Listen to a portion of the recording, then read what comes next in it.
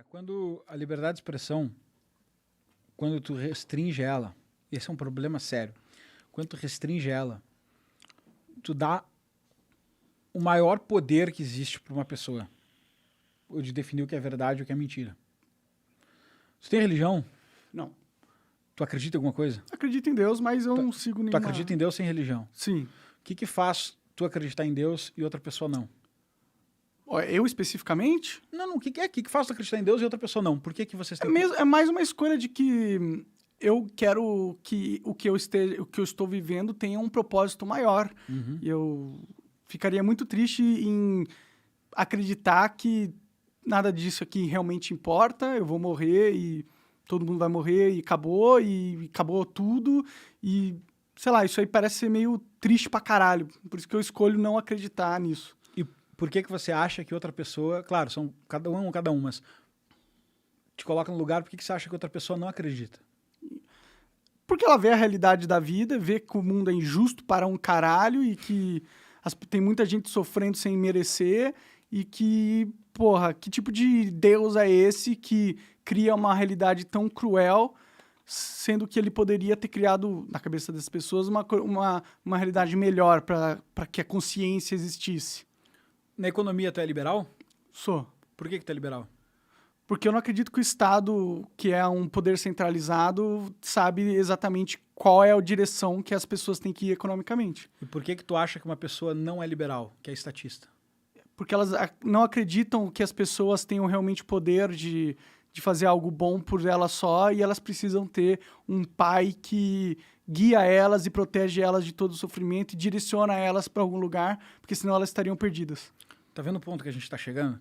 Cara, para cada assunto da vida, os maiores assuntos da vida, que é religião, o que justifica existir uma civilização cristã, protestante, pentecostal, presbiteriana, neopresbiteriana, neopentecostal, católica, tradicionalista católica, ortodoxa, islâmica, xiita, sunita, budista, hinduísta, que é o maior assunto, digamos, da teologia, é justamente uma leitura diferente do que é a realidade. Agora vamos descer um degrau. Como a sociedade se organiza? Uma sociedade Yanomami. Compartilha mulheres, são indígenas, propriedade coletiva, etc. A outra é uma monarquia absolutista, como o Bahrein. Existe um monarca, ele não respeita a Constituição, aquilo ali, ele é ungido por Deus para governar aquela sociedade. Sociedade atual, o Bahrein lá. A outra é uma monarquia constitucional, como o Reino Unido. Existe um monarca, mas ele tem só um poder moderador, ele também é ungido por Deus, mas a gente tem uma Constituição, a gente faz outro tipo de governo aqui mais democrático. Mas nos Estados Unidos a gente é presidencialista, federalista. Os poderes são locais e a gente tem um presidente. Aqui no Brasil a gente é presidencialista, mas a gente de federação só leva o nome, é o presidente lá que decide tudo. Aí vamos para a economia. Decidia, né? Antes do STF tomar o poder. Agora são outros momentos, né? Mas depois a gente pode entrar nisso. Aí, economia. Um é mais welfare state, outro é menos. Esse degradê é imenso em toda a Europa, imenso. Acho que hoje não existe nenhuma economia plenamente liberal. Tem as suspeitas de sempre, né? Singapura, Hong Kong, mas são exemplos cheios de complexidade.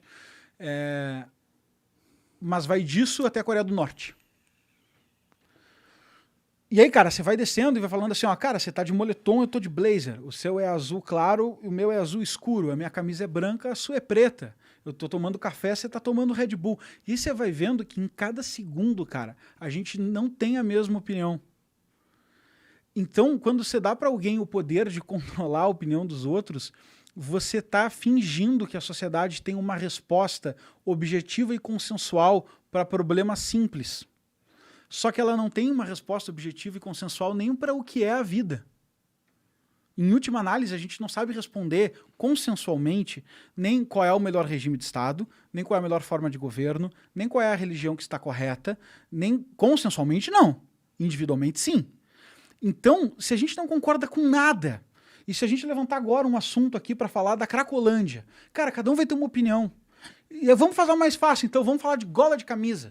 Eu gosto de uma que tem botão aqui, tu gosta de uma mais alta, tu acha isso aqui careta, eu acho que, pô, sem gola o cara não fica armado, não sei o quê. A gente não tem uma opinião consensual. Então vamos falar de tomate. Eu quero comprar tomate italiano, que eu acho mais suculento, etc. Não, mas tu fala, pô, vamos comprar esse aqui que é maior e mais barato. A gente não concorda também. Sim.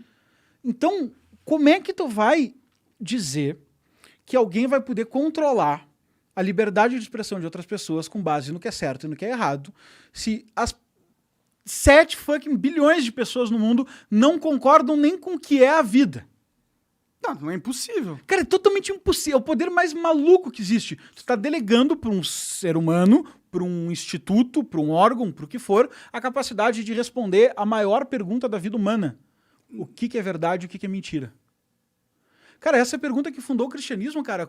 O Pôncio Pilatos, o que ele pergunta para Jesus quando Jesus se apresenta a ele como o próprio Deus? Ele fala assim, ó, quid est veritas, que é verdade, afinal de contas, né?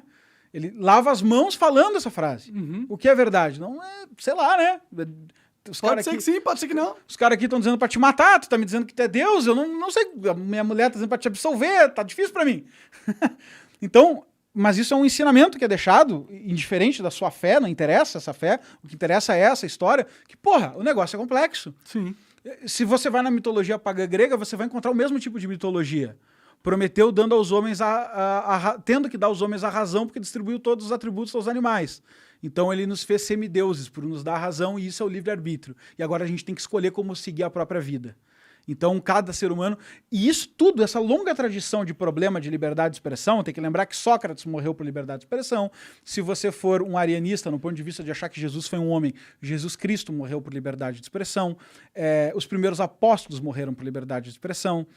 Joana d'Arc, Galileu Galilei. Foda que todo mundo tá morrendo por acaso dessa porra aí, né? Cara, faz muito tempo que a gente morre por falta de liberdade de expressão. Sim, sim. Entendeu? Então, como é que as pessoas chegaram? Qual é a tecnologia mais avançada que o ser humano inventou para segurar esse problema?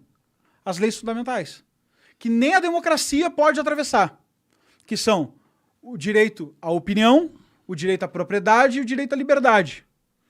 A livre iniciativa. Ou seja, eu posso falar o que eu quiser, eu posso transformar meu trabalho em propriedade e ninguém pode roubar isso de mim, e eu posso viver, ninguém pode me matar. Essas 3 coisas, uma Constituição não pode tirar, uma democracia não pode tirar, nada poderia te tirar. Poderia. Poderia. Mas essa é a tecnologia mais avançada, das civilizações mais avançadas. Ideias britânicas que floresceram nos Estados Unidos e que, de certa forma, estão constitucionalizadas ou institucionalizadas, tácita ou juridicamente, em todos os países civilizados do mundo de boa qualidade. Todos eles têm problemas. Ninguém é sem defeitos. Os Estados Unidos tem um monte de problema na liberdade de expressão deles também. Começou, inclusive, com o perigo iminente, que é a primeira vez que eles revisitaram essa emenda na Constituição americana, foi porque a Suprema Corte foi lá dar uma olhada em tempos de Primeira Guerra Mundial. Tinha uma perseguição aos comunistas nos Estados Unidos. Olha aí a direita fazendo cagada. Tinha uma perseguição aos comunistas nos Estados Unidos e o cara estava lá falando para as pessoas não se alistarem ao exército, fazendo campanha na rua. Uhum. Foi preso. E aí começou uma discussão sobre isso. Mas peraí, o cara não pode fazer essa campanha? Ele só está falando. E a liberdade de expressão.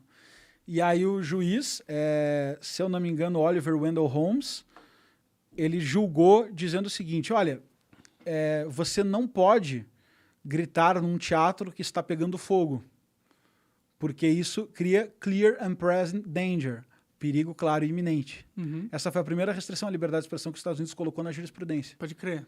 Isso foi em 1917. Então prenderam o cara. Depois, em Segunda Guerra Mundial, mesma coisa. Um comunista chamou o policial lá de porco, fascista, etc. e tal, e eles fizeram a teoria das camadas da liberdade de expressão. E aí cada uma dessas coisas foi relativizando esse direito que hoje nos Estados Unidos é a sociedade, os americanos são a sociedade mais livres para se expressar de todo o planeta Terra, que a gente tem notícia, pelo menos, mas ao mesmo tempo tem suas restrições, porque não conseguem conviver em harmonia com a plena liberdade de expressão. Então esse é um problema que nos acompanha desde a primeira civilização, que a gente tem uma história filosófica do pensamento, até os dias de agora, de hoje, no Brasil, nos Estados Unidos, etc e tal. Então, fica tranquilo, cara. Essa briga que tu tá enfrentando aí Não é recente e não vai acabar tão não cedo. é recente, não vai ser tu que vai acabar com ela.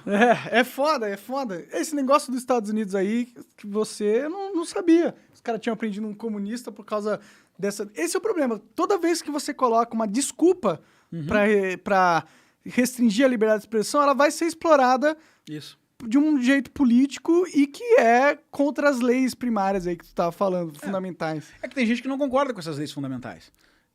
É simples tanto quanto isso. Sim. Tem gente que não concorda. O foda é que essas leis fundamentais Você viu como fazem... é difícil definir o que é verdade e o que é mentira nessas horas? Tem um cara que não concorda. E aí você faz o quê? Você vai forçar ele a seguir isso aí? Se eu sou o cara que não concorda, sim, né? Porque ele diz que não tem que Aí ter vocês liberdade. vão medir força. Não. O argumento é tipo... O que o cara não concorda é justamente o que pode morder a bunda dele porque ele discorda comigo. Isso. E o que faz normalmente o cara não concordar, é muito irônico isso tudo, cara, porque a história das ideias, ela é tão embrenhada e difícil, porque nada é fácil, sabe? Sim. Quando você resolve olhar com um olhar filosófico e tal, que os caras que criaram esse princípio de leis fundamentais são filósofos ingleses do século XVII. E eles criaram a ideia de que existiam leis naturais aos homens. E por que eles criaram essas ideias? Porque eles estavam sofrendo com tiranias inglesas. E, na verdade, tem uma agenda oculta nessas ideias, que é tirar o direito divino dos reis. Então eles falam assim, ó, todo homem nasce igual perante a lei. O que está oculto naquelas ideias de John Locke, aquela galera toda, cara, vamos dar um jeito aqui de explicar a coisa para tirar o direito divino do rei, que é o que está nos passando a espada no pescoço. Pode crer. Para poder deslegitimar ele. Sim. Só que, ao mesmo tempo, a fundamentação que eles... Olha só, eles queriam tirar o quê? O argumento do rei de que ele era ungido pelo próprio Deus. Sim. Aclamado pelo Papa e ungido pelo próprio Deus. Mas qual é o argumento que eles usaram para a lei natural? De que existiam leis transcendentais que Deus deu aos homens. Sim. E aí qual é o problema que você cria nisso? Você criou um argumento teológico para combater um argumento... Assim, os argumentos não são teológicos em si, tá? Mas eles têm um extrato teológico para combater um outro argumento de extrato teológico. Mas esse negócio que você estava falando das leis terem um embasamento divino, no sentido que sem Deus as leis talvez não façam sentido, porque... Pelo menos no argumento deles, né? Qual que seria o argumento de lei sem um fundamento divino, assim? Cara, vou ser sincero, tá? Eu me imbrico nessa história há um tempo, tento estudar por gosto e tal. Não tem. Você acha que sem a ideia de Deus é difícil ter uma ideia de lei? Sim. Mas existiam sociedades que não tinham Deus? Não, toda a sociedade se regula, Sim. tá? Tem uma coisa que é a razão prática, que é como que tu vai agir. Tem uma coisa que é a razão teórica, que é como tu vai fundamentar essa ação. Na fundamentação da ação sem Deus vai ficar muito difícil. Na razão prática pode ser que tu te vire. Entendeu o que eu quero dizer? Pode crer. Cara, sei lá, eu não quero matar a pessoa ali, não vou matar, entendeu? Ah, não acredito em Deus, vou sair matando, roubando. Não, Sim. Não é assim, tá? Mas na razão teórica, na hora de fundamentar por que nós não podemos roubar, etc e tal, a gente vai... É possível do ponto de vista ético, mas todas as argumentações éticas que eu conheci até então, pode ser que existem alguns pontos que eu não percebi, eu não conheci, elas carecem de um lastro metafísico para conseguir sustentar aquela ética. Por exemplo, Nietzsche é um dos caras que tenta fazer isso. Nietzsche odeia o cristianismo, Nietzsche é um filósofo famoso, entrou na moda, etc e tal, embasou 1000 coisas, desde uma direita radical até uma esquerda radical, tá? Nietzsche tenta fazer isso. O que ele fala? Ele faz alguns discursos anticristãos e antirreligiosos, e ele fala que essas crenças no céu, na vida após a morte, etc e tal, é coisa dos fracos. São muletas metafísicas. Pensa como é visual essa expressão. É uma crença que você usa de muleta para conseguir caminhar. Sim. E o homem que jogasse aquilo fora e fizesse suas próprias regras seria o super-homem. Porque ele cria as próprias regras. E aí vem uma frase do Nietzsche que é bastante elegante até, e ele era um estilista na hora de escrever, que é quem para Alexandre o Grande. A frase tem é complexa. Sim, como que você vai parar o cara que tem um poder incrível? Mas eu imenso? tenho a minha Constituição aqui. Ele chega com o seu exército e mija na sua Constituição. Mas eu tenho o meu Deus aqui. Cagou, e o exército tá aí ainda. Escraviza tuas mulheres, entendeu? Sim. Então, quem para Alexandre o Grande no mundo terreno? Ninguém. Então ele fala, e aí o Nietzsche complementa, né? Porque esses 2 pontos são importantes para o argumento dele, senão vai ficar capado. Vai parecer que ele é mais burro do que ele é, embora eu ache que ele esteja errado. O segundo ponto que ele complementa é, e a ideia de justiça, Sócrates e toda essa galera que filosofou sobre justiça são imensos fracassados. Por quê? Porque a quem interessa que o mais fraco seja defendido? Ao mais forte ou ao mais fraco?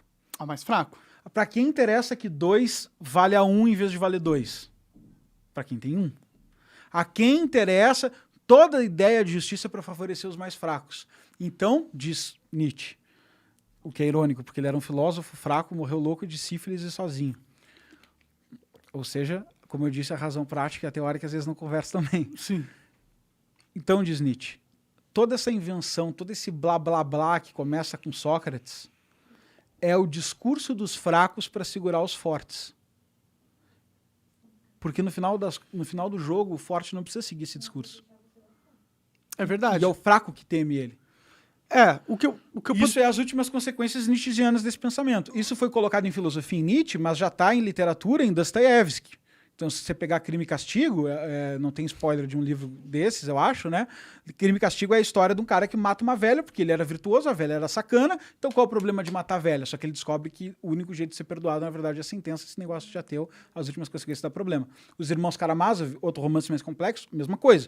Então, já foi sondado muito na literatura, depois foi parar na filosofia, e toda a filosofia moderna, na verdade, é uma tentativa. Kant se esforçou horrores para isso, muita gente se esforçou muito para matar Deus e mesmo assim construir um arcabouço ético. E o que a gente tem hoje, na minha opinião, é pessoas que na vida prática seguem um código moral metafísico e não percebem a sua herança. Essa é a minha opinião. O ateu vai lá e fala assim, olha, eu não mataria você. Porque imagina, isso é totalmente errado, eu não preciso acreditar em Deus para achar isso errado. Só que, na minha opinião, ele está recebendo uma herança cristã de valores culturais, através da criação dos pais, da civilização, da cultura, dos símbolos que ele recebe, da educação, etc. De onde surgiram os valores que agora ele detém, né?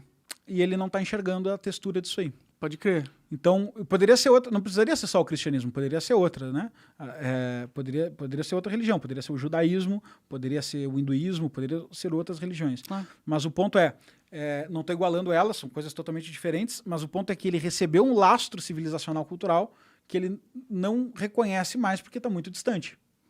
Sim, sim. Mas, pô, a ideia de não matar e não roubar não pode vir de uma maneira prática também? No sentido de, porra... negociação... Não, eu tenho uma filha, vai.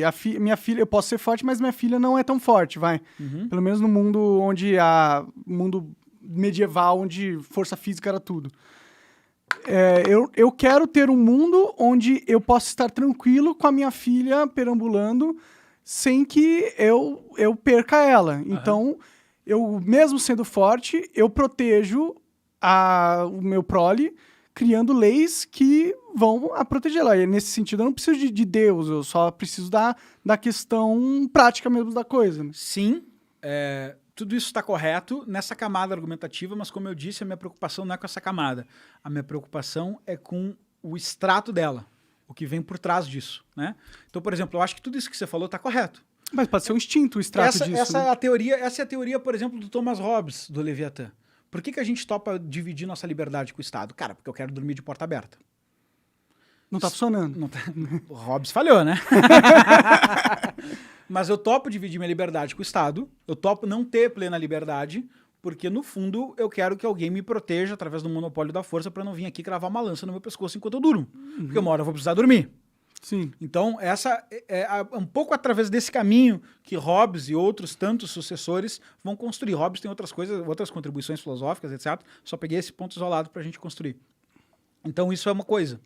Agora, nesses códigos todos aí, o que a gente viu? A gente só viu esse código surgir, salvo engano, posso estar enganado? Eu vou dar um passo atrás para a gente construir melhor, tá? Existe um cara que é conhecido como o pai da antropologia, Claude Lévi-Strauss. Esse cara se preocupou em identificar o que era uma cultura natural e o que era uma cultura artificial. Uma cultura natural é aquilo que surgiria em qualquer civilização independente de interferência de externos. Uma cultura artificial é uma cultura que não surge em qualquer civilização, indiferente da cultura de externos. O que ele percebeu eticamente que era cultural? O estupro, a defesa ao estupro, era uma coisa natural. Era uma cultura natural. Ele visitou várias tribos, ele fez várias expedições e percebeu que em várias civilizações que aparentemente não tinham contatos externos, a sociedade se defendia do estupro de uma forma ou de outra. Principalmente de menores de idade. Não quer dizer que não tinham... Não pensa tu numa sociedade perfeita, tá? Sim, mas o estupro era mal visto. Homicídio também. Incesto também. Todas essas coisas eram mal vistas naturalmente, tá? Mas a parte mais interessante para mim é que só surgiram códigos de ética formalizados em civilizações que tiveram como base um mito fundador. E esse mito fundador é teológico por excelência. Pode crer. Então ele pode ser o faraó, que é o próprio Deus, ele pode ser Horus, que nos observa, ele pode ser os deuses da Grécia, que na verdade representam os nossos sentimentos, emoções, etc e tal. Ele pode ser o paganismo romano, ele pode ser o Deus judaico, o Deus monoteísta judaico, ele pode ser Jesus Cristo, ele pode ser o último dos profetas em nome de Deus, que é Maomé. O importante é ter um ser metafísico. Mas se ele não tiver esse mito civilizacional, a sociedade não prospera. Porque isso da cola... É por isso que uma tribo indígena... Eu não estou dizendo que os indígenas são ruins, tá? Pelo amor de Deus. Só estou dizendo do ponto de vista da nossa percepção sobre prosperidade. Não haverá prosperidade. Para pegar um filósofo que não é do time da direita, que é até um cara progressista, é ateu, vamos pegar o Yuval Harari, que ficou na moda por causa do Sapiens, Homo Deus, aquela coisa toda. O que ele coloca lá? Que nenhum estudo que a gente tem disponível na história humana mostra que uma sociedade de mais de 150 indivíduos se torna coesa sem uma crença em comum. Inclusive, macacos, se tu juntar, se mata. Se tu aglomerar muitos macacos, eles se matam. Se tu aglomerar muitos ratos, tem um experimento chamado Utopia dos Ratos, eles se matam. Tipo, todos se matam até sobrar alguns. Cara, não, genocídio de lacerante, tá? Comportamento violento, voluntário. Eles não disputam recurso, é diferente. Não é que tem um pedaço de comida e eles vão disputar. Se tu der comida à vontade para todos, mesmo assim, eles vão se matar. É mesmo? Interessante. Sim, muito interessante. E o que tira isso de cena é uma cultura. E é por isso que grande empresário fala em cultura na empresa. Porque a empresa começa a ficar grande, então tem que ter cultura. E a cultura, ela é uma história compartilhada e sentida por todos aqueles que querem viver. Uma retaguarda de valores, sentimentos, emoções, etc. Ele precisa disso para ter coesão, para olhar para o cara do lado dele e dizer... Cara, junto. Ela não vai me matar, eu não vou matar ela, porque a gente participa da mesma história e a gente tem a mesma cultura. Agora, se eu abrir mão disso, eu não consigo crescer a minha sociedade para uma sociedade grande. Então, por isso que sociedades que tiveram um mito civilizacional, no sentido de uma explicação teogônica, não só teológica, mas uma cosmogonia, a melhor palavra é essa, uma cosmogonia para dizer qual é a origem da vida, a origem do universo, e elas partiram para acreditar naquilo ali, elas conseguiram crescer. Porque eram muitas pessoas e todas elas tinham, em maior ou menor grau, uma crença em comum. Quando é que essas sociedades colapsam? Quando a crença fale. Então, se o faraó não é mais o Deus encarnado, talvez a gente pode matar o faraó e migrar. Se o faraó não é mais o Deus encarnado, e esse tal de Moisés veio aqui com essa tábua dos 10 mandamentos... Coitado, eu estou fazendo uma burrice imensa porque Moisés mostrou a tábua depois. Mas esse tal de Moisés chegou aqui resolvendo o negócio e tal, e ele parece com uma proposta mais factível, mais verossímil para mim. Vamos deixar o faraó, vamos deixar o Ramsés e vamos se mandar daqui. Mas não foi isso que aconteceu com os ingleses na época que eles estavam tentando tirar os poderes dos monarcas lá? Sim, a Inglaterra passou por isso numa reforma anglicana. Na verdade, 2 vezes, né? Primeiro passou numa reforma anglicana, onde eles expulsaram os católicos. Claro, a brincadeira, o meme é que o cara queria casar de novo e por isso ele teve que brigar com a igreja. É uma boa parte da verdade, mas obviamente tinha uma relação mais complexa, da aristocracia corrompida, etc. Muitos desses católicos foram parar nos Estados Unidos, blá, blá, blá. E era um momento de várias erupções, Martinho Lutero, etc. Tal, rompimento com a igreja como instituição única, né? Mas o que a gente tem, e o que é importante aqui, é que esse mito civilizacional dá cola. Quando a gente não tem esse mito civilizacional, a gente não partilha a mesma cultura e as mesmas crenças. Então a gente faz parte, nós fazemos parte, quando o conservador fala em sociedade ocidental, que é uma coisa que o conservador fala pra caralho, o Ocidente, nós estamos no Ocidente, o que ele quer dizer é, por trás de tudo, por mais que nós pensemos diferente, existe uma malha social invisível que define mais ou menos os nossos valores. É por isso que a gente chama isso de... chama o Ocidente de um tripé. O que é esse tripé? É a cultura judaico-cristã, não é só cristã, é judaico também. A cultura judaico-cristã é uma herança que está introjetada em nós há tantas gerações e formatando os nossos costumes. A segunda coisa é a filosofia grega. Nós precisamos fundamentar o porquê nós fazemos as coisas. Nós precisamos teorizar, nós precisamos descobrir, nós queremos descobrir o mundo. E o direito romano. Nós queremos relações justas entre nós. Esse tripé civilizacional é a malha social invisível que a gente não enxerga mais, que os conservadores dão o nome de Ocidente. Mas não tem um pouco isso no Oriente também? Tem, mas é outro totalmente diferente. Totalmente diferente. Por exemplo, o Oriente não tem nenhuma neura com democracia. Sim. Não tem nenhuma neura com democracia. Sabe por quê? Porque no Oriente não nascem todos iguais filhos de Deus. Como que é lá? Como eles pensam Porque, lá? por exemplo, no Ocidente, tu já percebeu que a frase todos são filhos de Deus feitos à sua imagem e semelhança tem uma implicação imensa. Sim. Tem autores, inclusive, como Kolakowski, que é um estudioso do marxismo polonês, que defende que o marxismo é filho distante da cultura judaico-cristã. Primeiro, porque Marx era judeu. Segundo, porque somos todos filhos feitos à imagem, todos iguais, filhos de Deus feitos à sua imagem e semelhança. Faz sentido. Eu não estou defendendo esse ponto de vista, só estou colocando um ponto que um autor trouxe para mostrar a complexidade da coisa. Que tudo, no fundo, tem a mesma herança cultural. Alguns interpretam de um jeito, outros de outro, uns estão com certeza mais errado que outros, e outros estão mais certo. Mas aí o jogo começa a ficar difícil. Cada um... Aí a salvação da alma é individual, como diz um amigo meu. Pode crer. Mas no Oriente, o que acontece? Eles não têm essa frase. Somos todos feitos à imagem e semelhança de Deus e, portanto, seus filhos iguais, etc. Eles não têm essa frase. Então é plenamente natural que o imperador seja o imperador. E que se o imperador mandar eu me matar, eu me mate. Como a gente pode ver, agora, eu adoro essa parte que eu cito uma fonte muito vagabunda para um assunto muito complexo, e a galera me critica muito. Como a gente pode ver no excelente filme do Tom Cruise, O Último Samurai. É verdade, ele se mata no final. Spoilers, foi mal. Mas que a gente pode ver, é óbvio que é uma produção romantizada, é ficcionalizada, claro. Inclusive a esquerda, que saiu pela culatra e virou de direita por causa da tradição, outra história. Mas a questão é, brincadeira à parte, ela não é uma boa fonte para a gente conversar sobre isso, obviamente, mas ela simboliza isso que eu estou falando. Porque é diferente, a hierarquia está estabelecida. Sim. É o que permite a China abrir a Constituição dizendo a China é uma ditadura do proletariado regida por um partido único, Partido Comunista Chinês. Quem está me assistindo pode dar um Ctrl+T agora, escrever Constituição da China em português, clicar no primeiro link e ler o primeiro artigo. E, cara, isso aí, pensa pra gente o quanto isso é louco, entende? É louco. É só, tipo, você nasceu sendo um subjugado e você tem que aceitar Toda isso. a terra é do governo, tá escrito na Constituição da China. Tudo é do governo. Se o governo não permitir, não tem não sei o quê. E tá tudo certo. E a China até mais ou menos prospera do jeito dela, que eu sou crítico, mas prospera do jeito dela com essa conjunto de crenças. Né? O Estado, ele cumpre o papel de Deus, né? Isso. Rússia. Rússia é um outro exemplo. Cara, tu falar em democracia na Rússia... Sei lá, quem se importa? Nunca teve. Nunca teve. Sempre foram os czares, os caralho. Sempre foram os czares, depois os czares foram os líderes comunistas, depois os líderes comunistas foram os presidentes que ficaram 25 anos no poder, que nem o Putin. Então, cara, muda o que essa porra dessa democracia aí? Ah, vocês vão poder votar. Ah, isso. Massa. Você já parou pra pensar aqui? Você acaba de assistir um corte do Monarch Talks. Agradeço demais, mas se você quiser ver o vídeo na íntegra e acompanhar ao vivo todas as transmissões, você tem que ir lá no rumble.com/monarch para não perder nada. Segue a gente lá.